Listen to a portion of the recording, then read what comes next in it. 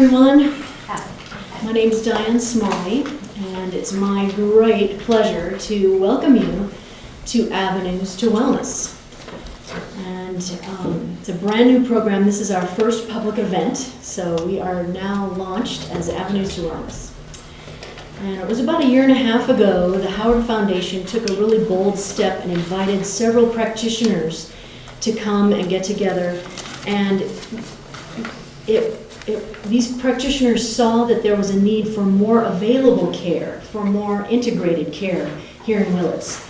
And so we've been working on that, and a few of the people who have been working on that really hard are here, Margie Handley and Janet Lamprich and Amanda Johnson. And I especially want to acknowledge Doreen Blumenfeld, who some of you might know, who's really been the powerhouse to get this thing going. And Nana and I have been trying to keep up with her. And Nana has done a huge load of work as well, creating a website. And the mission of Avenues to Wellness is that we want to help you in any way that we can to create wellness for yourself, and by any avenue that there might be.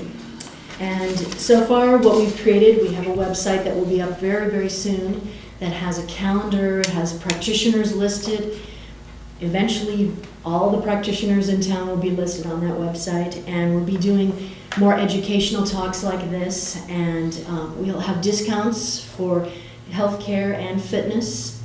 And we're also hoping to inspire all the restaurants in town, or as many as possible, to create an Avenues to Wellness special dish that fits certain guidelines. So anywhere, any restaurant you go to, you'll know that there'll be healthy food for you there. And March is Nutrition Month, and so we're very happy to have our first two talks be on the subject of nutrition. And turn it over to Annette. Well, I'd actually like to just turn it over to Kyle and Annie and have them introduce themselves, their background, how they came to Willits, and so just to say that it's really quite an honor to have them be our first speakers of the series. Yes, Annie Dogali and Chef Kyle Evans. Thank you. Well, it's really fun to be part of this. We're both very passionate about wellness, and we really excited to be here as well. Kind of where my path has led me through fine dining and my culinary journey started 25 years ago, and started in restaurants, and I worked my way through various places throughout the country, and ended up in France and Costa Rica, and really just love food and love being able to help people enjoy their weekend, maybe a romantic stay or whatever it was. I always enjoyed that. But as I grew older, I really wanted it to have more meaning. And I wanted to be able to give back to the community in a greater capacity within my culinary arts avenue of career. And when the opportunity came to be part of Howard Memorial Hospital, so many things aligned. I've always been passionate about organic gardening and sustainability, and what the Commonwealth Garden and what the Howard Foundation has brought to the table for me with the partnership with Howard Memorial is perfectly synced for what I care about, what I'm passionate about, being able to be close to my food, being able to create food for people and make an impact on their lives, and hopefully have a lot of fun along the way with cooking great food. So I've been with Howard Memorial for about 3 years, and really big year ahead of us for sure with our new hospital opening up, and we have an incredible team put together, and part of that incredible team is Annie Dogali. Thank you, and thank you all for being here tonight. Kyle and I, as he said, are really excited to talk about this, talk about nutrition, and kind of kick off this Avenue to Wellness series with a nutrition talk. And just a little bit about my background. I was born and raised in Ukiah, and went to school at UC Davis, and worked at UC Davis Med Center for a few years, and got to see, unfortunately, kind of the flip side of what happens with poor nutrition or lifestyle issues that can be prevented through good nutrition early on. So in working, everywhere from pediatrics to the elderly spectrum, kind of seeing what can happen both prevention-wise and treatment-wise through nutrition, and really seeing nutrition as medicine, not just food and what we're shoving in our mouths. I was fortunate enough to be able to move back to Ukiah and work at Ukiah Valley Med Center, and then got to move up here to Willits. Same time that Kyle came on board about 3 years ago, and it's just been fabulous being in the more rural community, and where I felt like I had more of a voice for wellness, especially too. and to have administration and a boss that supports wellness and lets us, get our hands in those things, like being here tonight and getting involved with the garden and, putting things on the menu that maybe it's more challenging and takes a little bit more work to put forth, but ultimately it's what we're shooting for. It's food that tastes good and that's good for us. So with that being said, we're going to share with you kind of what those foods are and how you guys can do the same thing at home. We all wish that we could take Chef Kyle home with us, but since that's not the case, we'll kind of teach you how you can do that and what some of the foods are that you're going to want to include in your daily diet. So I'd like to ask you, just raise of hands, how many people have been on that 4-letter word, have been on a diet before? Okay.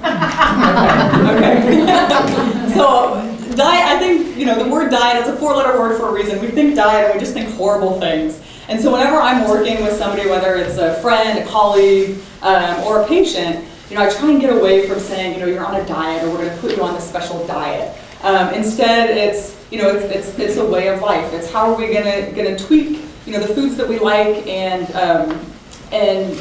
the meals that we're eating now and nourish our body and really treat food as medicine, but also have it be something that we're enjoying. We want to have that enjoyable aspect of food.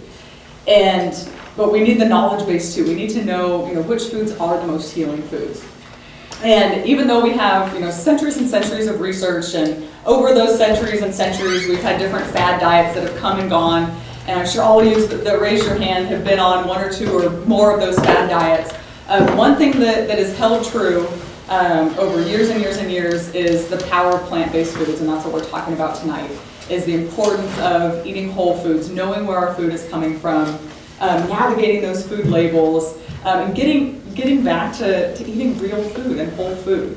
And a lot of us have gotten so far removed from that we look at something like a sweet potato or a bunch of kale and it's foreign to us and we don't know how to prepare it. And a lot of people that I work with, that's the main problem that they have is, I can buy this and I can buy everything on the shopping list that you're giving me, but I have no idea what to do with it. So we're going to talk about the properties of those foods, and Kyle's going to help us with what to do with those foods.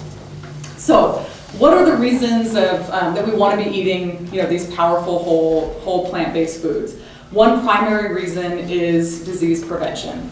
So I'm sure everybody, if I ask for a show of hands again, either you yourselves or somebody that has fought cancer, has had issues with weight management, with obesity, hypertension, high cholesterol, any type of heart disease, type 2 diabetes. All these things, fortunately, are preventable and reversible through changes in our diet. That being said, yes, medications, there is a room for them, depending on what the diagnosis is. But again, I can't say it enough, we want to treat food as medicine. From the time that we're spending at the supermarket, the time that we're preparing our food, and then ultimately what we're putting in our mouths, is looking at food as something that's nourishing and something that's as important as taking a medication for our bodies. So with those plant-based foods, the reason why they're so protective and so great at reversing disease and preventing disease in the first place are, one is nutrients, and you'll notice in front of you, it's that rainbow handout, and it shows kind of the importance of eating a wide variety of colors. And those colors spell out something that we call phytonutrients. So we think nutrients, we think vitamins, we think minerals, we think carbohydrates, fats, proteins, but more importantly are those phytonutrients. And when there's all those guys and gals in lab coats that are doing research and saying, vitamin A does this and that, and people hop out and they take the vitamin A supplement. One thing that we find though is when we eat the whole foods, when we eat the carrot maybe that has the vitamin A, we get the benefits of the vitamin A, but we get all these other benefits that we can't recreate in a laboratory experiment. And those phytonutrients, that's why it's so important to eat that whole food instead of taking your fiber, your vitamins, or your minerals just in supplement form. So that's one reason, vitamins, minerals, and phytonutrients, that we really want to eat these whole foods and a good variety of them. If all we ate every day was carrots, yes, we get the vitamin A and some other vitamins, minerals, but we know we'd be lacking in some other nutrients. So a wide variety and eating that rainbow of foods like you see in the handout there. And Chef Kyle is going to help us as far as how we can incorporate that rainbow into our daily diets. And do it with, yes, a little bit of planning and a little bit of work, but to keep it simple and be relatively easy to prepare our meals. Another big benefit of eating the whole plant-based foods is they're completely free of cholesterol. So simply by eating plants and avoiding animal products as much as possible. If it came from a plant, 0 cholesterol. We know that right away. If it comes from a plant, lots of fiber. If it comes from a plant, more vitamins, minerals, phytonutrients. So if there's one thing that you can do more of, it doesn't mean that starting tomorrow we're eating a vegan diet that has no animal products. But if you can say, okay, I'm going to start with breakfast, and maybe my normal breakfast is, a fried egg and a slice of toast. Let's work on that, and maybe, we can get the egg out of the picture, keep the toast, and add some fruit in the picture. And automatically, we're doubling our fiber, we're lowering our calories almost in half, and we're cutting the cholesterol completely out of the diet. So little changes like that, where we tackle one meal or one snack at a time, can ultimately make some pretty big differences as far as our lab values, our heart health, any type of disease or health conditions that we're dealing with. So I can't reiterate enough that food we want to treat as medicine, and baby steps do matter. I work with a lot of people where we start with one thing as little as going from 3 sodas a day down to half a can of soda, and boom, we follow up a few weeks later and the weight's coming off, the blood sugars are coming down. So it's figuring out what will work for you on that kind of a spectrum. Another benefit of our plant-based nutrition is the weight management. So a lot of people that I work with, weight management is either the reason that they're referred or their primary goal. They want to manage their diabetes through weight loss.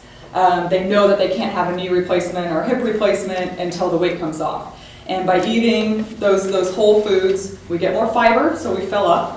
And believe it or not, our body has to do more work. And when our body has to do a little bit more work as far as digestion and processing that food, the blood sugar stays stable, so our appetite stays in control. Our energy levels stay a little bit more stable, so we're not on that roller coaster of, I ate the candy bar and I crashed, and I need another energy pick-me-up and I crash again.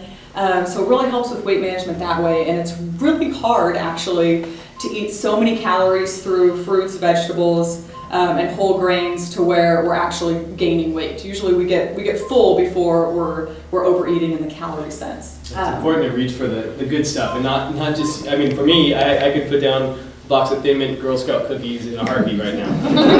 Luckily, I'm trying to get over that these last 3 weeks. But reaching for the healthier thing, that's not that they're freebies, but you could eat a fair amount of cucumbers and carrots and get filled up without having that. And same thing like eating a whole orange versus a glass of orange juice. Having that, the substance of the fiber is going to make you feel a little bit more full. And so reaching for those good things first is always a good choice in my own perspective as far as my own diet. But it's always good to go, get away from the boxes, get to the whole food, get to that real food is the key for me. And I think with the society kind of making more highlights on healthy food and real food over the last decade, and certainly the last few years, are really putting the emphasis on knowing your food, getting away from the processed stuff, and then hopefully we'll be able to shed some light on how to make some of those decisions, and certainly with cooking as well, to make it more approachable. And so first and foremost, just like Kyle's saying, is we want to get out of the box, so to speak. And so the more that we can eat our food and look at our food and we know where it came from, the orange that Kyle was just talking about, we know where that came from. We can picture it, on the tree, and we may even, see it out of the Commonwealth Garden and see it being harvested. That's what we're shooting for.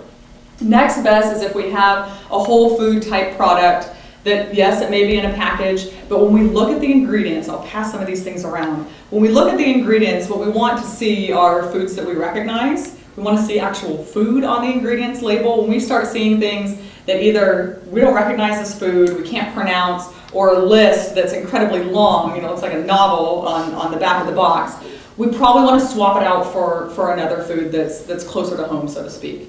So I'm just going to pass around, a couple things that might be disguised as a health food. And we really have to watch this at the supermarket. So I'm going to start with, this is just a Campbell's Select Harvest. You'll notice it has this little heart health thing on here, and it's healthy request. It's chicken with whole grain pasta, it says. So we think, okay, healthy request, I'm trying to get my salt intake down, trying to get more fiber in my diet, this fits the bill, it's got that little heart on the front, it's good for me, right? But if we do the detective work and we spin it around, we come down here, first off, the serving size is just 1 cup. If we have the whole can, which is a normal bowl size of soup that we're probably gonna eat, then we're gonna have to double everything on the label. So that being said, if we come down here to the sodium, 410 milligrams in just half a can. So we've got 800 if we consume the whole can. And that's about half of our daily allotment of sodium. And almost 100% of our daily allotment of sodium if your physician has put you on a low-salt diet. And again, they're marketing this as a heart-healthy food. And fiber, how many of our physicians have told us you gotta eat more fiber, you gotta get that cholesterol down, or we gotta get that regularity in swing, we need more fiber. And right here, we see whole grain, we think, oh, well, it must be high in fiber. We spin it around, we've got 1 piddly little gram of fiber in half the can. 2 grams if we eat the whole can, but not enough to really have an impact on the cholesterol lowering. So I'm gonna kind of pass this around and just show you a couple more examples of how, unfortunately, the food manufacturers really try and trick us, and why we need to spend a little bit extra time in the grocery store if we're buying packaged foods to really look at the labels and look at the ingredients. One thing about the soup, I was just thinking, that's the heart healthy one. Then you get to the next, just the regular old soups. The salt on those are incredible. I mean, you're looking at probably 800-900 sodium, per serving, and they're really loaded up. Scary. And unfortunately, as we eat more processed foods, our palates become used to that salt intake, and then it makes it really hard to cook healthy at home because then everything tastes bland, and so it's kind of like a downward spiral when you start getting used to that palate. So it's making that switch to healthier food takes time to get your palate used to that and get ready to kind of enjoy the subtle nuances of the flavors that you can bring to your table when you're cooking with real food. And some of the things we're trying tonight, Kyle's done just that. So he's used natural food ingredients to boost the flavor more so than just using the salt shaker. So we'll get to sample some of those in a little bit. Just one more example here. I like this one because trans fat has gotten a lot of media attention in the last few years, and they implemented the trans fat ban and the mandatory labeling of trans fat. So what the food manufacturers are doing now is, they have this real tricky labeling. So you'll see on the front of this package, I'll pass it around, it's these pie crusts, the little, you unroll and you bake it kind of deal. And it says 0 grams of trans fat per serving. So that's right, per serving. But what they're taking is they're making the serving size pretty darn small. And if you spin it around, if we looked on the label, we'd still see 0 trans fat on the label because they've tweaked the serving size. But the way that we know that there's still trans fat hiding in this food is by going down to the ingredients here, and we see there's hydrogenated oils in here. In this case, I think it's hydrogenated lard. Can you get any worse? Yes, we have lard and hydrogenated lard that's treated with BHT, which is a really potent and relatively toxic preservative. So I'm going to pass this around just to show you all how tricky the food manufacturers are becoming, and why we do need to spend that little bit extra time at the supermarket to look and see, we're putting this in our mouths, and maybe feeding it to, our kids, to our family members. We want to pay attention to what's in our food. So what do we want to eat? Those are some examples of some of the tricky things that maybe aren't so healthy.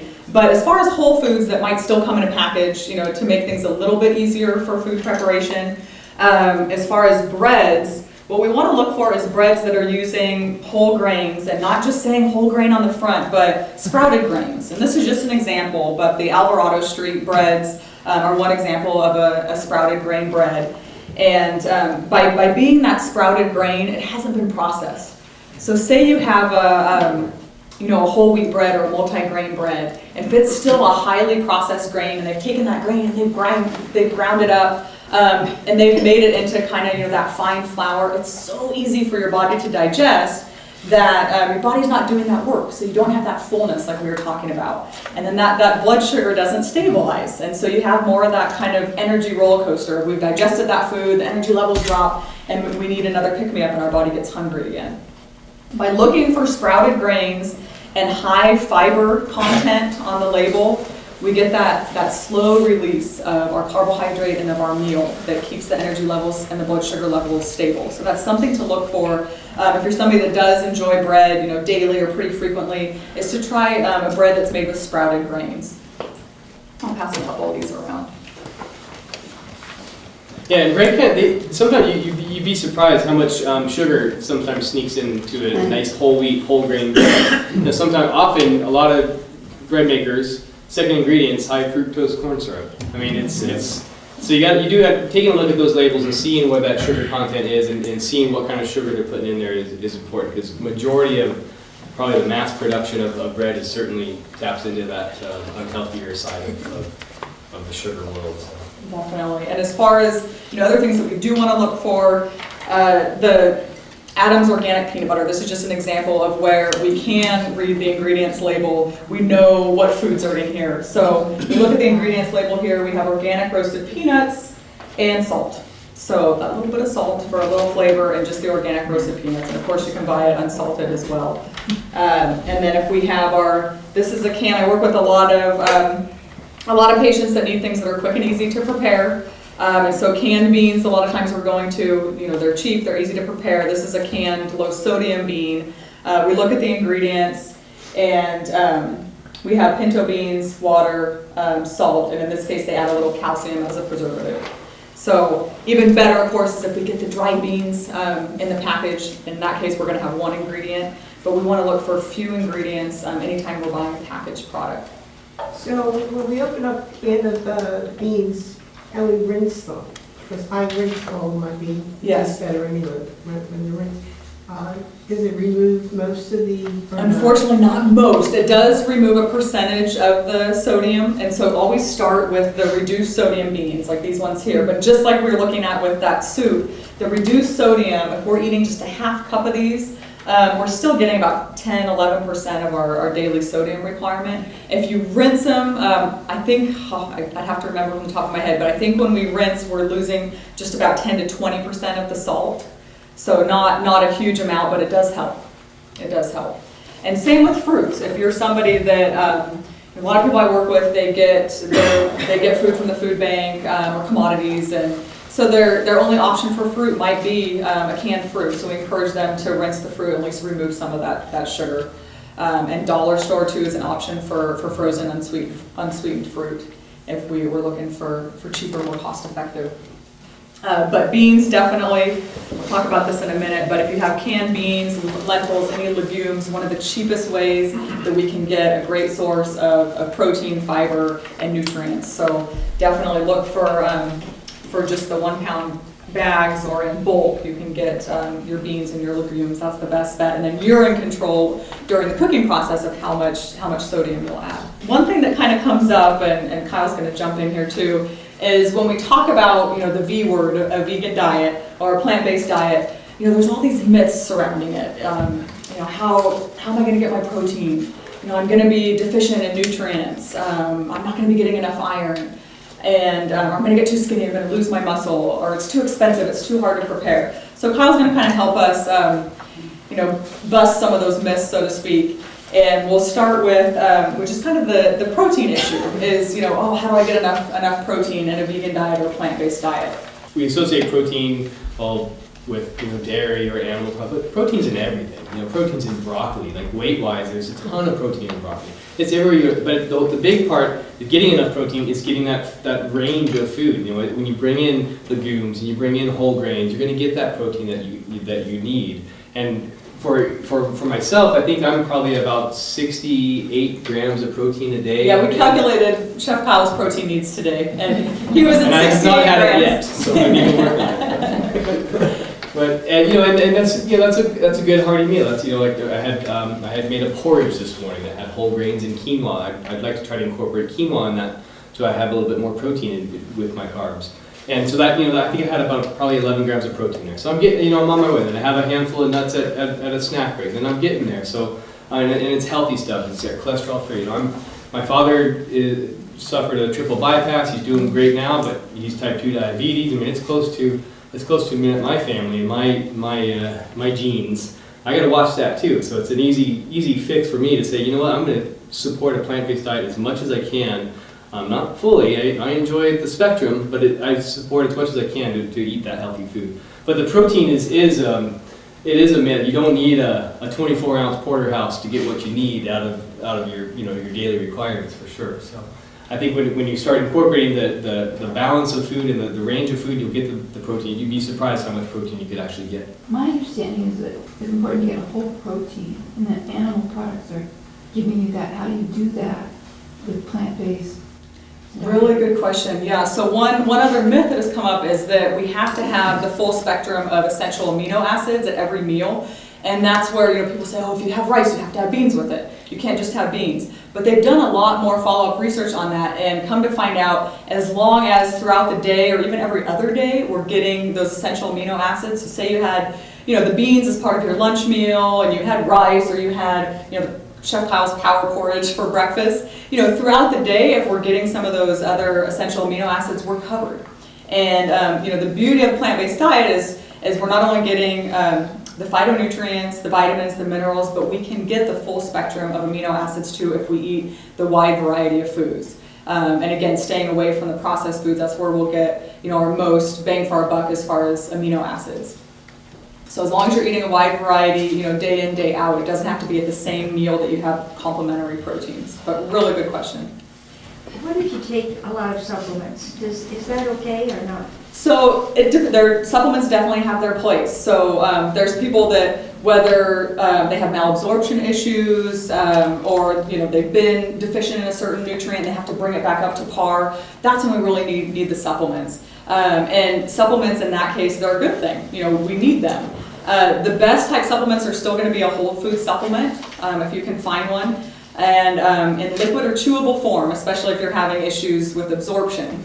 Because then, you know, we're not dealing with a tablet, but sometimes, you know, again, looking back to the other ingredients on the label, sometimes those vitamin mineral tablets, they have binders and fillers that actually, you know, impede absorption, and we're not even absorbing 100% of the supplement. But there are a time and a place for supplements, and protein supplements too. You know, I work with a lot of patients that have had weight loss surgeries, or they've had Crohn's disease, ulcerative colitis, where they've had to remove parts of their bowel. So we need to supplement vitamins, minerals, we may need to supplement protein. And I would encourage, you know, using a whole food vitamin mineral supplement, and then even doing a plant-based type of a protein. Looking at, there's pea protein, soy protein, hemp protein is another option, so that we're, you know, avoiding some of the dairy and the other ingredients that can be pro-inflammatory. That's a whole other talk, but supplements do have a place for the right person, but I definitely wouldn't encourage supplementation on a daily basis. If though any of you are already or thinking of adopting a 100% plant-based diet where you're eating no animal protein whatsoever, the one supplement that is recommended either through a food source or through a pill is vitamin B12. So that's our one limiting nutrient if we're doing an 100% plant-based diet. And one easy way that Chef Kyle introduced me to of getting the B12 is through nutritional yeast. So at Mariposa or a lot of natural food stores, you can purchase the nutritional yeast and put those yeast flakes on everything from, you can put it on popcorn, you can put it on pasta dishes. It has a real nice cheesy flavor. I'm sure Kyle can give you 10,000 other options to try with the nutritional yeast, but just about a tablespoon gives you all you need for your B12 for the day. Yeah, it's a great way to get the B12, but also for flavor-wise, it kind of brings a full palate to your tongue. So it's kind of that it's a rich flavor. You know, it's kind of taps into that umami flavor. You might have heard that before. Umami is found in like anchovies and like mushrooms or caramelized meats and things like that. So that umami flavor and also MSG is straight umami. If you ever want to know what umami tastes like, take a little dust of MSG.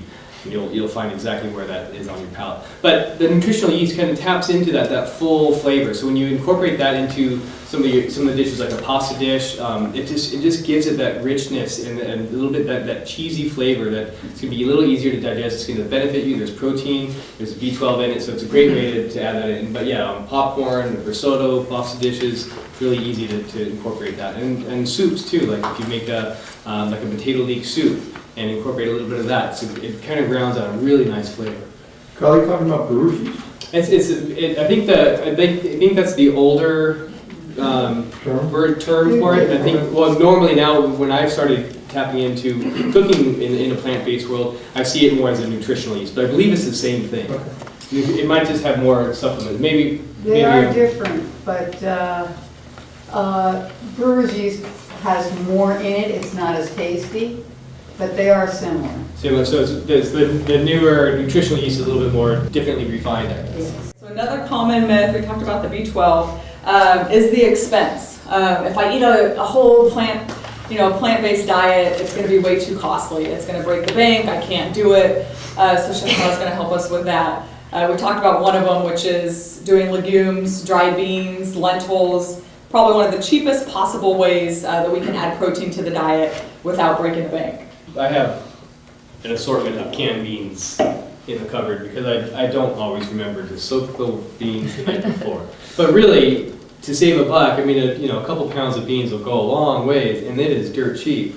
And even organic, you could get them cheap. It's just changing that thought process of you do have to remember to put them in the night before or the morning. There's tricks to do it quickly, but just to commit to that and trying to save a buck in the plant-based world or trying to be healthy. Because when you soak in your own beans, you don't have to worry about the sodium. You could put it in. You can put spices in. Cumin's a freebie. There's nothing negative about cumin or chili powder. So your beans will have full flavor with minimal salt. So using those techniques of just planning ahead just a little bit. I know it's hard to. We're all busy, so I'm surprised how often I forget that I have to soak the beans for the bean soup I want to make tonight. So, but it's definitely an easy way to do it. And then the grains, buying bulk grains, buying whole brown rice, all the various rices that are out there. But maintaining that brown rice spectrum. There's so many different ones where you have short grain, you have long grain. Wild rice, basmati rice, all those can come in the brown rice form, which will benefit greater for the whole entity of the grain. Can you talk a little bit quickly about the purpose of putting beans on water the night before? What the purpose is? What's the benefit? Is it off gas? When you soak them the night before and then you rinse your beans, it does help with like the gassiness, but also when you cook it, it's easier to break down and it cooks quicker as well. So. But that definitely is a benefit. And there's also other tricks to do when you're cooking beans and legumes, various things where I think I've heard baking soda, but what I've done is using kombu seaweed and boiling your beans with that. That also helps as a digestive aid, and it kind of mellows things out a little bit. And that's what I've done a lot of that too. So and the seaweed, kombu seaweed is relatively inexpensive too. Where you buy a bulk of it, it'll last quite a bit. And also you do get some of the benefits of the nutrients that brings in the water. So. Yeah, one of the kind of the good and the bad properties of beans, people complain about the gassiness because of that resistant starch. And by soaking them for a longer period of time, you do help break down that resistant starch a little bit. Yeah. And unfortunately, that resistant starch for people that are watching blood sugars, that resistant starch isn't broken down as readily, which is why it gives us a little bit of gas. But because of that, unlike other starches, if we were to eat a piece of bread or have some pasta, that resistant starch stays relatively intact, and so it's not broken down into sugar. Same with fibers. That's why we want to see the high fiber counts on our foods and eat more whole foods. That fiber isn't broken down into sugar, and so for those of us watching our blood sugars, and I'm one of them, we have to, we want to look for high fiber because it won't turn into sugar and thus raise the blood sugars.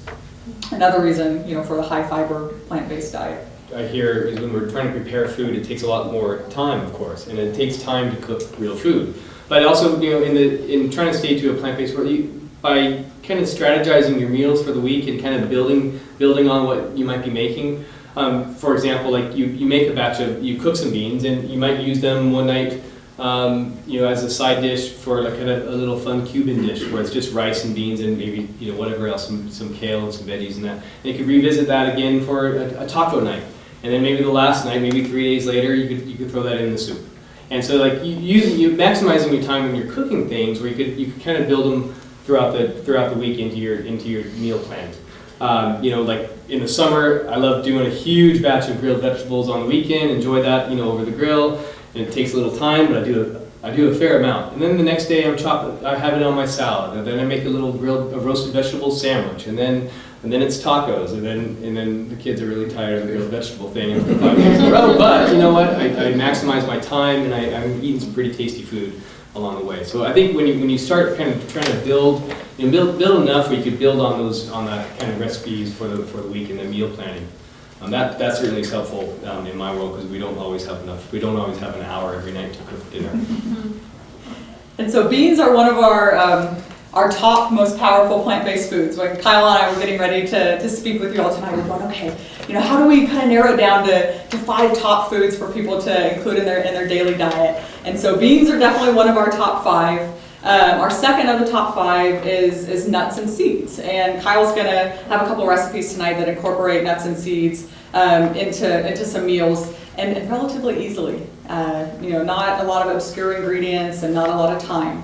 So nuts and seeds, a lot of nutritional properties there. We have protein, we have healthy forms of fat, we're still cholesterol free, and we have the heart healthy benefits, we have the blood sugar benefits, and we have that sustained energy. So a lot of people are afraid of fats. It was a few decades ago, but back in the 80s, the low fat diets, were the big fad. And luckily that's kind of getting by the wayside, but don't be afraid of healthy fats. So small amounts of healthy fats coming from nuts and seeds. They slow digestion a little bit, so that meal turns into kind of a time release meal. And they're heart healthy. They help with our hair, skin, and nails. For those of us that want kind of a vanity part of eating healthy. But definitely nuts, seeds, nutritional powerhouses. We haven't even touched on the fact that they're real high in vitamins, minerals, those phytonutrients that we talked about, and our electrolytes too. So our legumes, our seeds, our whole grains. And again, can't stress enough, we want it to be whole grain. So either a sprouted grain, or when you look at that package and you can see, it says quinoa. I look in the package; those are quinoa grains, and quinoa technically is a seed, not a grain. Same with our rice. Same with our pasta. If it says whole grain on the front, spin that package around, and we should see those whole grains in the ingredients list. We shouldn't see, just the ground up flour as far as the ingredients. So if it says whole grain on the list of ingredients, the words whole grain, that's good enough? After that, we still want to see what are those whole grains. I'll pass this around as an example. So this is a Kashi 7 whole grain cereal. And so if we look here, we see the Kashi 7 whole grains and sesame. And so they list out what those whole grains are. If you see just whole grain flour, it's kind of a red flag because they've taken those whole grains and they've still processed them into that fine flour that then, for lack of a better way of describing it, it's kind of pre-digested for you. And so your body's not doing the work. And not that it's a horrible, horrendous thing, but if you really want that sustained energy and appetite and blood sugar control, we want the grain in its intact form. Yeah, like with rices, the brown rices, they have that intact. Where you get the white rice, they strip it down completely. So that rice, when it hits your belly and you start digesting it just spikes right away. So you're burning through that so quick. On the nuts and seeds, what's the difference between having them raw or roasted? I would say anytime you can have a raw form of food, it's often you're going to retain its nutrient value much greater. And then also when you toast things, I know we all love the taste of a toasted almond or as well. Although I love raw almonds as well, but it also creates a carcinogen when you're trying to break down that toasty that flavor. Anytime you're cooking anything, that does create a different level of what you're breaking down in your body. So it might create more. You won't digest it as readily, yeah. So and also for me, a lot of times when we do raw nuts or especially almonds, we'll soak them and we'll take the skins off, so it's even easier for us to digest. And that's how we often eat that. And it's kind of fun for the kids to pop almonds all over the place. Kale's a great thing to. So kale and dark leafy greens is our third top 5 powerful plant-based food. Yeah, and we have some kale chips that I made. We'll kind of get started with those as kind of maybe. That'll be our appetizer. We'll pass around for you all. So yeah, kale's a huge one. Of course, any of the dark greens, but kale's it's a superfood. When you look at the nutrient chart, kale's like 3 times the amount of everything else, and then everything the broccoli comes in pretty close to that. But kale's up there. So anytime we can incorporate that into our diets and more so, it's great. And I try to sneak it in anywhere I can. So like in my marinara sauces over pasta, I'll chop it up. I'll puree it into my food processor. Smoothies. Throw that in a smoothie or just saute it by itself. I mean, it's such a tasty flavor when you start getting used to that. And what I did tonight as a little snack is a kale chip. And I just lightly dressed it with a little olive oil and sea salt. And this one actually dusted it with nutritional yeast and a little bit of onion powder. Just toss that and put it in the oven for about 10 minutes. And it comes out, it's certainly healthier than a good old fried potato chip, and you get so many benefits of what you're eating, and you could sit down and have quite a bit. Yeah, kale's one. If you want a freebie, so to speak, where we don't like to do this, but if you are gonna park in front of, the computers, you got a big project that you're working on, and you want something that's kind of a busy food that you can snack on, kale or any type of raw veggies is a good go-to, just snacky food or busy food. And I heard, I'm not sure if it's true or not, I heard that kale is one thing if you're taking coumadin, that kale doesn't interact well with it, is that true? And you don't have to avoid kale if you're taking Coumadin. So the thing with Coumadin, it's a blood thinner. And if you're taking Coumadin, you don't want to be eating an inconsistent amount of foods that act to clot your blood. Say we have kale in our smoothie every morning, but we eat that every morning. We're completely fine.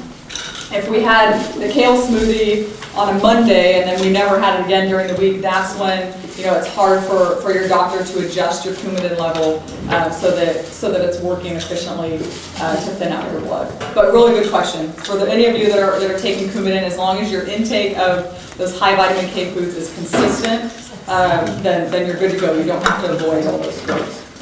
Can you talk about the difference between salt, sodium, sea salt, kosher salt, regular? I mean, there is a difference, isn't there? Yeah, so good question. So the main thing is where we get added salt in foods is not so much the kosher salt, sea salt, Himalayan sea salt that we're adding to foods. It's more the salt that's already in the processed food. So when I'm instructing people, whether it's for high blood pressure or fluid retention or kidney issues, is first and foremost get the processed foods out of the picture. You get far more sodium through processed foods than you will from using the salt shaker.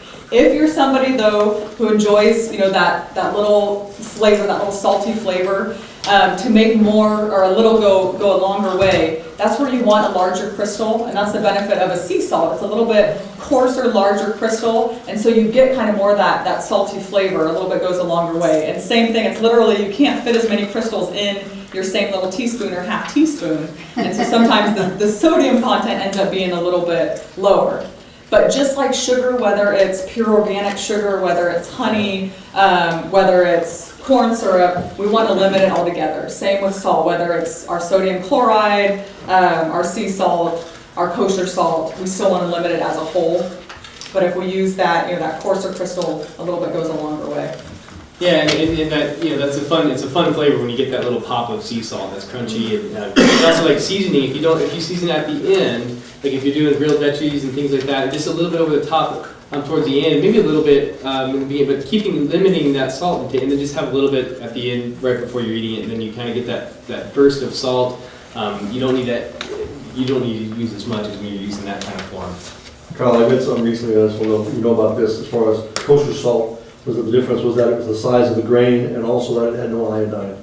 Yeah, it definitely doesn't have the iodine. That's what defines. And then that's like that iodine, salt is that kind of processed, Yeah, the size of the as grain. processed as it gets, yeah. Yeah, these kale chips were delicious. I'm tasting a lot of salt in just one little bite. And you have here half a teaspoon of salt, 2 quarts of kale. Sounds like a lot. But why is the kale salty also? Is the kale No, it's not salty. It's just the way it's cooked down, and it could, that's what I did to try to deliver that flavor when you're looking for that snack and kind of that close to that chip. It could, you could take a little bit less out of that for sure. It is a fair amount of salt. It's kind of more of a treat and a healthy snack. It does. You could probably get away with doing half the salt. For that particular recipe, it is a half teaspoon for the 2 quarts. Like a pretty good amount packed in there. So it's what I made here was about 2 quarts of kale chips. So quite a bit going around. So again, it's the same thing though. Like a potato, you don't want to sit down and have a huge bowl. You have to enjoy. Yeah. Was this the refined salt, or was this sea salt? It's a sea salt. It's a sea salt. And they make sea salt where it's ground as well, so it's not just the big chunky salts. Isn't the nutritional yeast also give it a salty taste, even though it doesn't have salt in it? There's minimum sodium in nutritional yeast. It's per tablespoon. It's not significant, but I want to say it's like 40 to 50 milligrams per tablespoon of nutritional yeast. So there's some in there, but it's not as much. But yeah, that's another way. where if you incorporate that nutritional yeast in your cooking, you don't have to use as much salt because again, that opens up a fuller palate. It's kind of delivering a little bit of that sodium as well. And as you start to use more herbs, spices, citrus, and less salt, you can kind of taper down. And Kyle said this earlier, but you do start to change your palate. One of my colleagues that teaches the diabetes classes with me, one of her big initiatives was to cut the salt out of her diet. And it took her about 6 weeks. She slowly tapered down. And then at the end of that 6 weeks, I think it was 2 months or so into her low salt diet, she was hanging out with her grandson, and they had those little, the Annie's brand, organic little crackers that are quite salty. And Henrietta had a little handful of them, and they tasted she had to spit them out. They tasted so salty to her, whereas before, if it was 2 months before, she would have snacked on those and kept going, enjoying that salt. And so it doesn't take all that long, if you start cutting the salt out of your diet. You can do the same thing with those kale chips. I make start with a half teaspoon, but then I only need a quarter teaspoon, and then I need none at all because I'm using the nutritional yeast for the flavor. So with salt, sugar, and fat, we can literally retrain our palates to where we're satisfied without those potent flavors. And that's where, again, the food manufacturers, they know what brings us back for more, and they know which foods we can't eat just one of because they load them with the salt, the sugar, and the fat. And when you start cooking the food, and then you make that transition, and then you do start picking up on the other flavors. And so one of the things that we'll get into here next is the quinoa salad that I made. But incorporating different flavors like herbs and citrus flavors, and bringing acidity there, and having like lemon zest that kind of adds to the flavor. And you're building the foundation of flavor without touching a whole lot of salt. So when you get and when you start making that whole fresh food, you will make that switch where you're not going to eat as much. Things won't taste bland. You actually taste more from not having as much salt in your diet. So we're passing around it's a quinoa bean salad, and a lot of the top foods that we've been talking about, fruits, the vegetables, the whole grains, the legumes are all highlighted in this recipe. So one of the things that, if you haven't cooked quinoa, it's relatively the same as you would cook like rice. So it's kind of a 2-to-1 ratio. Just like rice, you could overcook the quinoa and it'll get mushy and things like that. So if you respect that cooking time where you cook it about 15 to 20 minutes on approximately 2-to-1 ratio, and then let it, like for this particular one, I like to, as soon as it's done cooking, I let that steam out so it doesn't kind of keep building on. So I want the integrity of the seed, so it's not just all mushed together. And then sometimes there is purpose to have your quinoa kind of cooked a little bit longer. Like maybe if you incorporate it into like a bean cake where you want a little bit more substance, a little more emulsified kind of action from that. But for this particular one, so I cooked the quinoa head, and this is something where you could do again, like in batch cooking, you could do a little extra quinoa. You could have some of the quinoa that's going to be cooked for the salad. Maybe you save a little bit for the porridge in the morning, things like that. So that's where you kind of build yourself up. So you make one batch of it and you can use it throughout the week.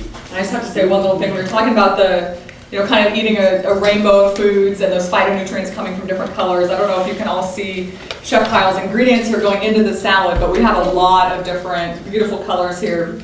They're all natural colors. Yeah, that's one of this is the fun when we do it with some of the younger kids, because we can line these up, and we can have the whole spectrum out. And kind of say, let the kids, and then, gosh, when we're in the middle of the summer, we have orange peppers and all sorts of, all the other colors that we have. So when we have that, it's a fun salad to kind of bring, to highlight, are you eating a rainbow today? And that's something I always try to tell kids when I'm talking to them, or certainly my own, challenge them to eat a rainbow every day. And if you do that, well, you know what, we'll be all right. And sometimes that rainbow is in a smoothie in the morning, and it all turns to a nice, lovely greenish color after it's all said and done. But if we're looking at it and we say, oh, it's a rainbow, and then again, it's important to try to get to that, the spectrum that you see that we've passed out. But this is a great example of that. And this is something where we're building. We've got the great base of quinoa, so we already have some great nutrients and minerals involved with that, with some protein as well. We're adding some beans, some garbanzo beans. We're adding kidney beans, so there's a variety. There's different textures involved. Texture is a huge thing when you start talking about food, and I love this salad certainly all year, but certainly in the summertime where you have these nice fresh, the fresh crunch of celery, freshness of cucumbers, and it's all about that being satisfied when you're kind of chomping down on it. And so having the beans with a softer texture, the crunchiness, and there's chewiness of dried fruit. And this is cranberries, but you could use dried apricots. You can make it more tropical if you wanted to have like dried mangoes and things like that. So you could take it in different, just kind of the base idea of this salad, and take it in different areas as far as what flavor you might want it to be. This is kind of more of a Mediterranean kind of lemon salad with just thyme and parsley and lemon zest. I use, right now, it's prime time for some Meyer lemons. We're not prime time, but it's been a hard year on all fruits. But Meyer lemons are great. Anytime you're using like any kind of citrus, I always try to use the zest, because you just get flavor out of it, and it's such a fun. It really delivers that lemon flavor when you're trying to taste it. And that's when you can really cut back on the salt, is by adding that citrus flavor, whether you're baking or making a salad or putting it in an entree. And when you're doing, if you don't know, when you're using zest, like if you have a small zest, or you could even use the cheese grater, the fine one. I always get scared when I use that one side, that side piece I'm going to use. So I like to splurge for the $7 zester. It lasts a lifetime. You don't want to go too far into the white part of it. It gets really bitter at that point. So you just try to keep with a nice color, even on an orange as well. So you stay on the nice color part of the outside, then you get a lot more flavor that way, and you don't get the bitterness.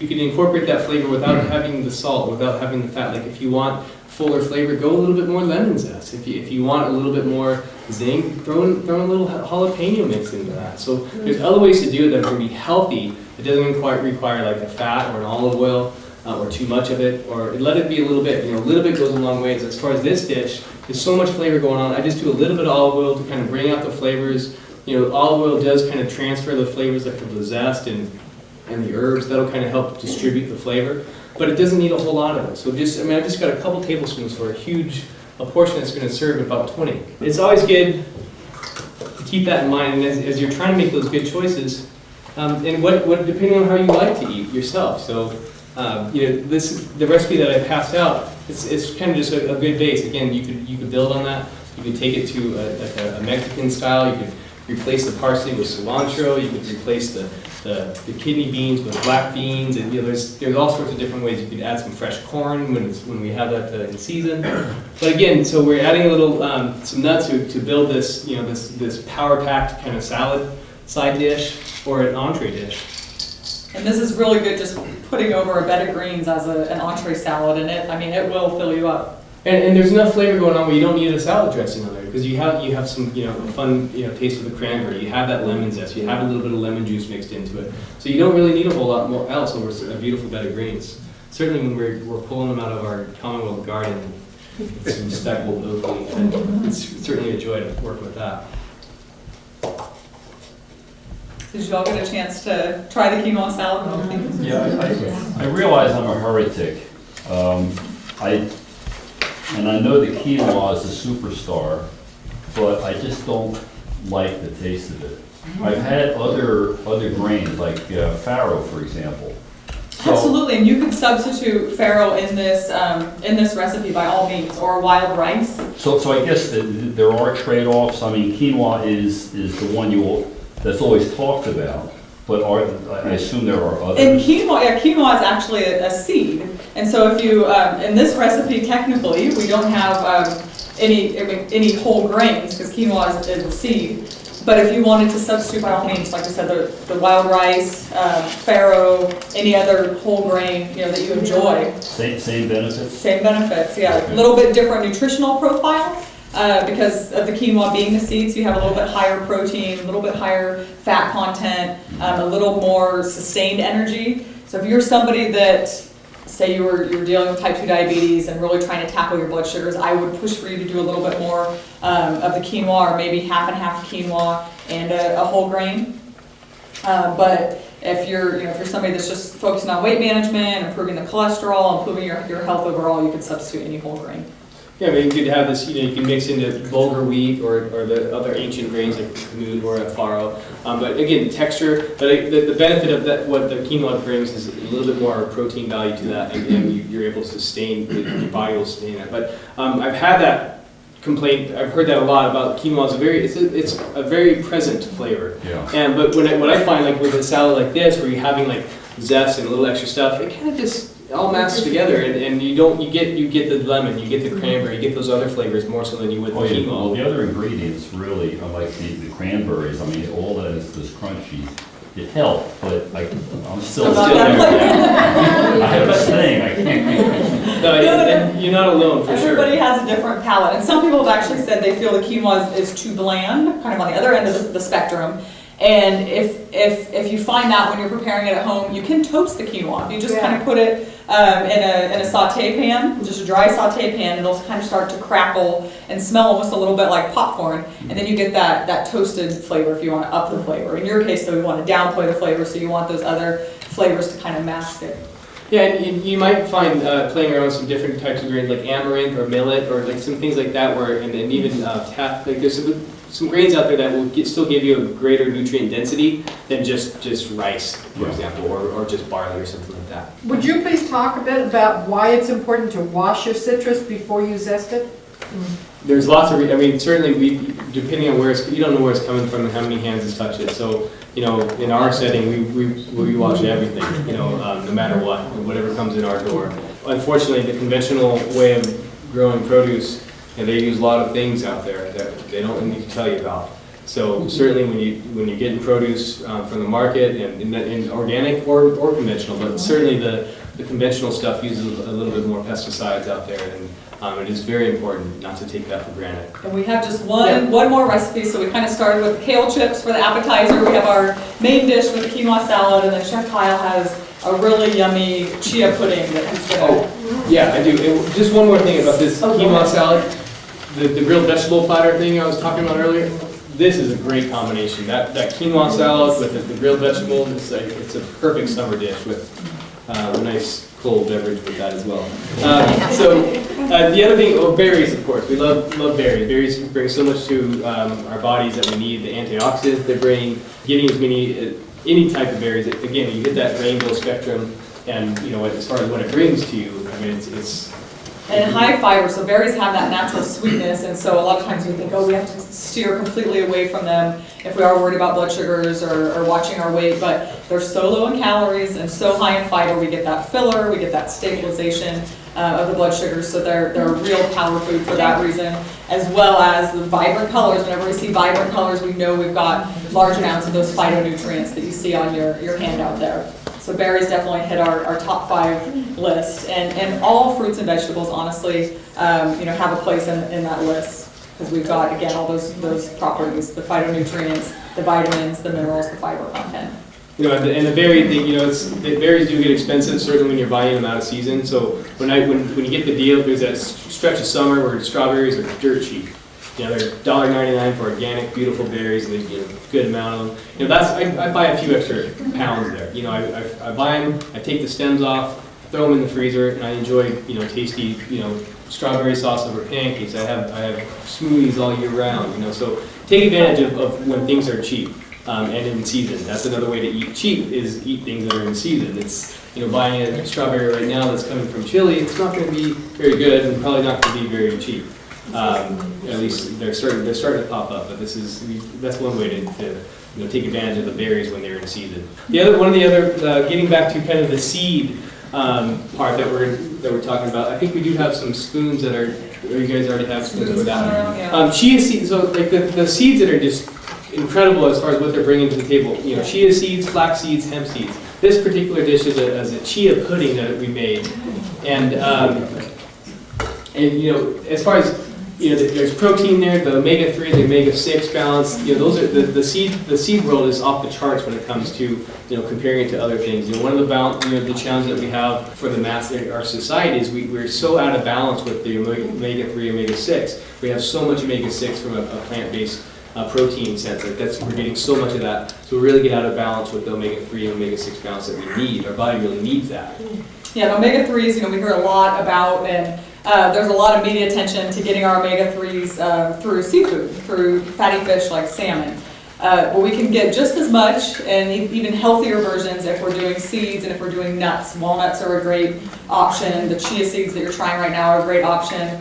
Even some of our legumes, soybeans are a great option for omega-3 fatty acids. So we don't have to just resort to seafood and salmon for our omega-3s. And then we're avoiding the saturated fat and the cholesterol that will come along with the fish. Yeah, I mean, there is fats that come with the seeds. The hemp seeds have a fair amount of fat, but it's healthy stuff. So if you're eating that healthy diet, you have room for those fats that are coming in due to that. You have a good spectrum. Now, this particular dish, it's gluten free. It's got protein in it. It's got the benefits of omega-3, omega-6. It's minimal ingredients. I used almond milk with that. If you have a nice high, you could. This is also quickly turn into a tapioca style. If you don't want to blend up your chia seeds like I did, the chia seed will kind of create that texture, that tapioca texture, which is really fun. And it's a love-hate, I think, for a lot of people, whether you like that texture. Myself, I love it. Another thing I do with chia seeds is I do a lot of long distance running and stuff. So I want something that kind of will deliver some of the nutrients that I need. And we do this classic little drink that's like just with your water, a squeeze of lemon, a touch of honey or agave, and then like about a tablespoon of chia seeds, and you throw it in a water bottle and just shake it. And you have to shake it once and then shake it again a few minutes later, otherwise it kind of coagulates and kind of all comes together. But being able to have that's like a super drink. There's a book out there, Born to Run, and they're talking about a tribe in Mexico, and they're fantastic runners. They run up and down, I think it's Copper Canyon down there. Well, what they sustain themselves on these 50, 70-mile runs is a chia drink, and that's their staple. That's a huge staple. It's a great protein source, and it delivers all sorts of good stuff. Electrolytes. Some potassium, I think, is mixed in there, and so it's fun. Anytime you can incorporate the chia seed, even on a salad or at a dessert, you can sneak that into the kids' plates. I know they're gonna. It's sweet. It's a treat for sure, but I know they're gonna get some good stuff mixed into that, as well as myself. I enjoy that kind of that sweet palate too. So from appetizer to dessert, there. What did you guys think? Yeah. Not bad.